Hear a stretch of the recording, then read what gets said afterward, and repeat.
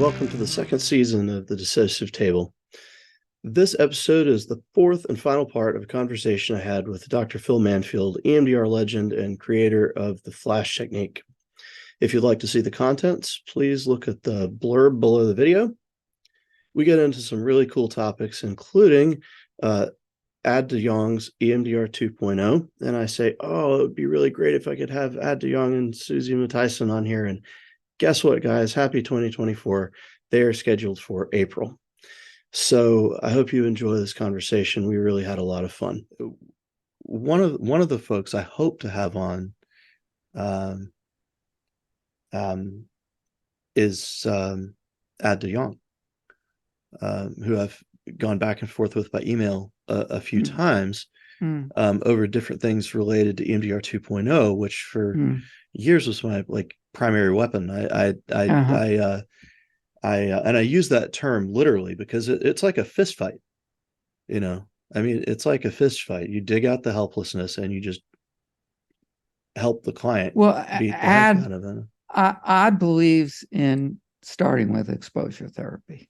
Right. That was my question that I was getting to, because and I wanted to ask you more generally about your interactions with him recently, because I just looked at his article preparing for this episode on Flash with Susie Matthijssen, and it was remarkable, the comparison to EMDR, the 2021 article. I believe that Ad is doing Flash.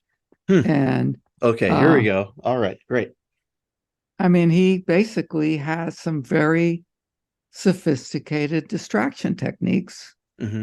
And I've questioned him about, he shows that video where he's dancing in front of the guy and they're humming something and he's moving, the guy's moving their eyes and they're doing all this stuff.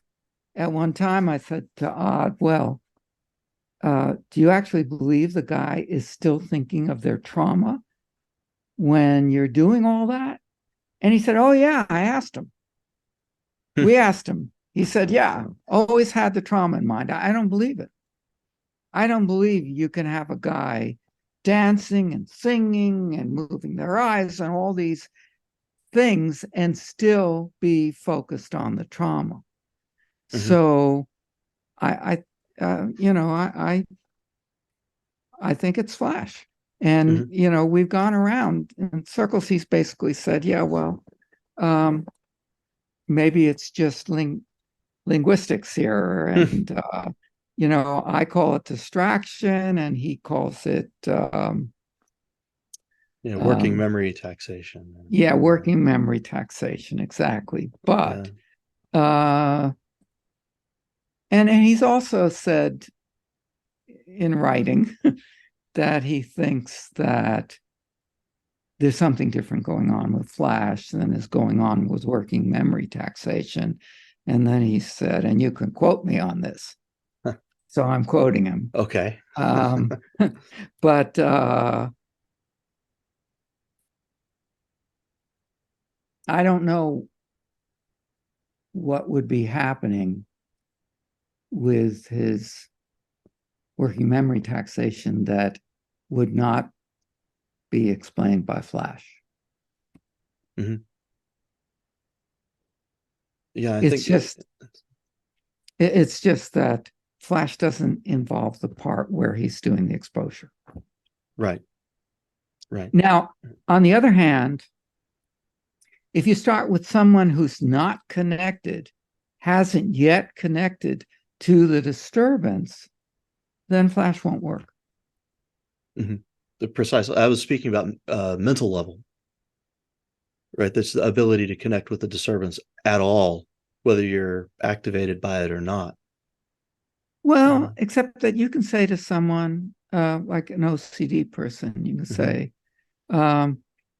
boy, I know you don't step on cracks. I know you do this, you do that, because there's something there that you really don't want to have happen. They go, yeah. And okay, I'm done with the exposure part of it. Now we move on to the distraction part, the Flash part. Right. And it works a lot of the time. So I agree something has to cause subliminal retrieval. If you don't get the subliminal retrieval, even if they don't know that they've retrieved the memory, but if you don't get some subliminal retrieval, I think you run into processing just not working. Right. You mentioned EMDR being a good detector, and that's why I mentioned like using Flash as that. It's like, okay, well, we got to do some more resourcing in some way. That was, you actually ran into my very last question for you, which like I've been dying to ask this for a couple of years now. Because I saw November, I remember it was Thanksgiving because I was at my best friend's house in Nashville. November 2021, I did kind of a Flash refresher just to see what you had that was new. Yeah, and it was changed? Like, well, a lot had changed. And one of the things that you said was a fellow in a training said, I have OCD. This might be difficult. And it does Flash. And you say, well, it's difficult with EMDRs. I have like a 50% success rate with EMDR and OCD. I'm not a specialist. I recognize there are people who are. But we say the same thing. We have about a 50% success rate. With Flash. I was wondering about that. Okay, all right. Because you said the easy part is you don't have to focus on the thing that you're avoiding, which with EMDR, you are to a degree asking them to start with that. And I went and I told Jesse Rappaport, I said, you're not going to believe this. Dr. Manfield is saying that Flash can cure OCD. And he said, are you kidding? This is like the domain of like clinical psychologists who specialize in this stuff. So I was going to ask you about the development of Flash with OCD, how that compares to treatment of OCD with exposure techniques in EMDR in terms of efficacy and efficiency. I don't have an answer. I just know our experience, and we're like you. We're not experts in OCD, but I would say the combined experience of Lewis and I is that we get magical results about half the time. And magical results mean, we don't spend 7 or 8 sessions processing each trigger, blah, blah, blah. We spend one session and boom, OCD is gone. Right. You're going after the heart of it, is what you said in the training. Because with other therapies, you can't process the thing that the person's trying to avoid because they're trying to avoid it. And, if you're going through a whole bunch of different rituals, you're really intent on avoiding it. And so most of these therapies are just not going to give you access. And the therapies that seem to work are the therapies that focus on the triggers. Right. So wow, I hope to have Professor Vanderhart on here. Mark Nickerson is going to introduce him to me. The haunt itself changed the course of my career, and so this is to be continued because the SDPs, sort of conceives this as a set of phobias, as sort of almost an OCD type phenomenon of substitute actions instead of as a way of avoiding. The purpose of the apparently normal personality is to avoid thinking of these things that do not want to be thought about. And I guess that's going to have to be a to be continued conversation with you, because that's what this podcast is kind of an investigation of where do these things meet. Yeah, well, I would love to do a clinical trial with a bunch of OCD clients, because everything we have now is anecdotal. I mean, I can list 4 or 5 OCD clients who had miraculous recovery from the OCD and no recidivism. And Lewis can do about the same.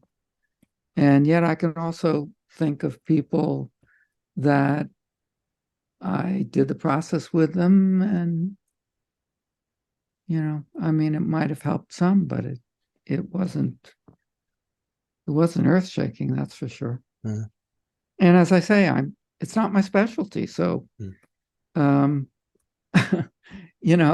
when something's not your specialty and you're getting some results that don't make sense, you leave it to someone who has that specialty to try to figure out what's happening. Well, hopefully one of those jokers is listening. So Yeah.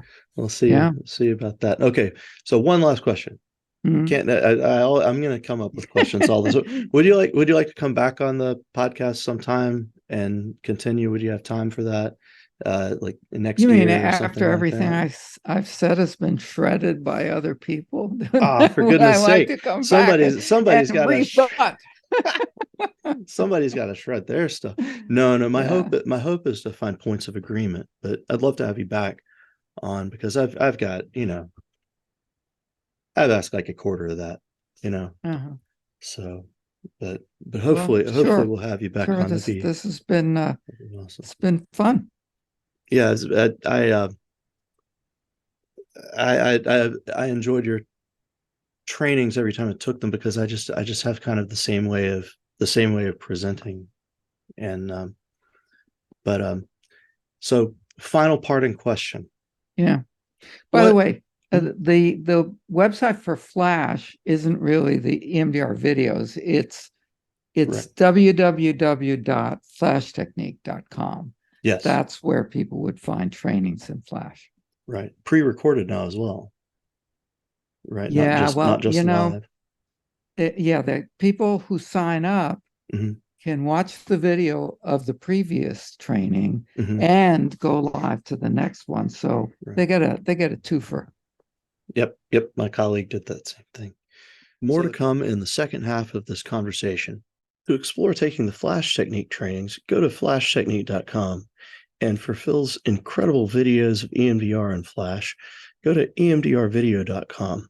To learn more about Dr. Manfield or to see his publications, go to philipmanfield.com, 1L.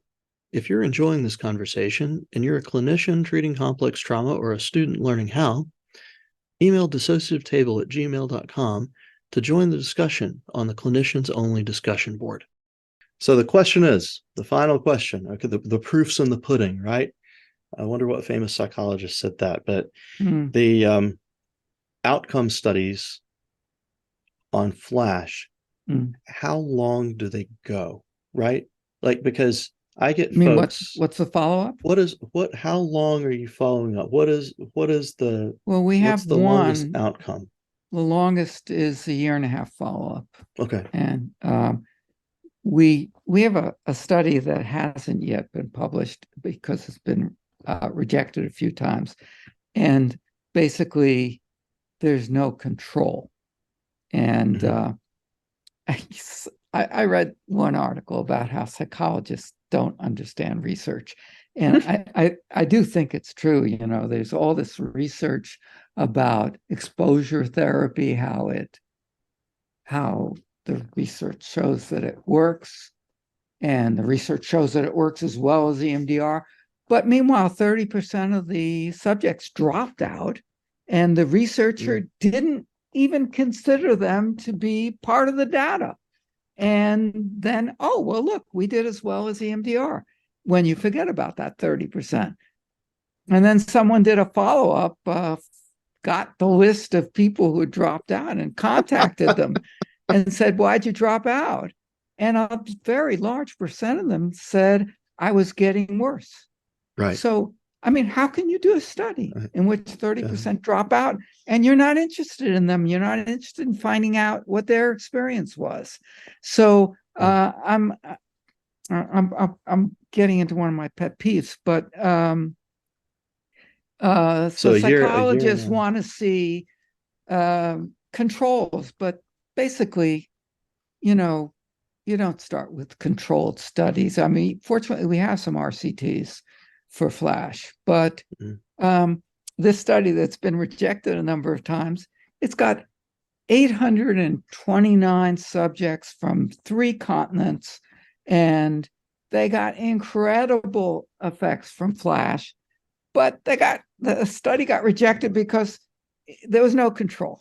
I mean, you get someone who has something very disturbing and it gets even half as disturbing after 8 or 10 or 15 minutes, that's worth noting. I don't care if you got it controlled. That's not placebo. Yeah.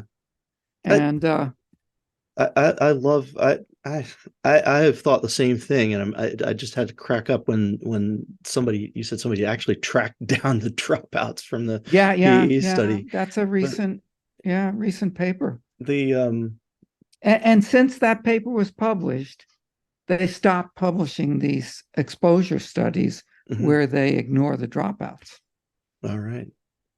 Well, my hope for the folks listening to this today, which it'll still be divided up into multiple episodes for the reason I'm going to mention, is research is wonderful.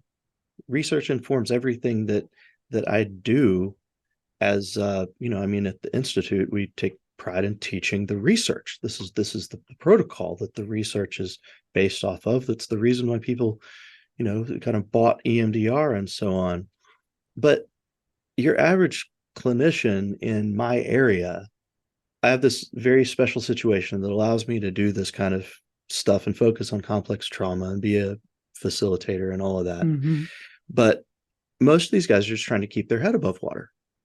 And they're facing the clients that I face with just trying to pay the bills. They don't have time. They don't have the money to subscribe to journals, much less the time to read articles and somehow garner useful techniques. And it just kind of struck me, back in the day, like Freud and Breuer and all these guys that we kind of idolize, their primitive research was more like a conversation like we're having now. And just sharing ideas that would possibly lead to more formal research. And so I just hope that some of those folks can listen to some of the things you've said today and either go take the flash training, or just become curious and speak to somebody who's trained in flash. But after that, start thinking about how that applies to the methods that they use, and maybe send you an email about it. Just have the experience in a practicum so that they know what happens when flash gets applied. And then they can start thinking of, oh, how does that experience fit with the experience I'm giving my clients? Well, hopefully you'll get an email from whatever schema guy is on here, and he'll say, you know what? My goodness, I integrated this. You've got to hear this. So yeah, absolutely. That'd be great. All right. So I could talk all night, but and those people will probably invite them to present at the next flash conference. At the next flash conference. Because we're looking for people who are able to talk about how they applied flash to different kinds of clients and different kinds of techniques. I love that about flash. I went to a certain conference. I won't mention the conference. It's very well known. But once somebody found out I was certified in EMDR, I lost a friend. I mean, for goodness sakes, I love that the flash community, like the EMDR community, is accepting of new ideas. And so I hope that people will either contact me or want to come on and share their own thoughts. So again, thank you so much for your time, Dr. Manfield. You're very welcome. My pleasure. It's pleasurable having this conversation. You've been an important figure in my own career, and thank you once again. All right. Very welcome. Again, a huge thanks to Dr. Manfield for doing this interview and for being the first guest on the first season of this program. Thank you. Thank you. And thank you to the band Crack Machine for sponsoring the Dissociative Table podcast. They have a new album out. You can check that out at bandcamp.com.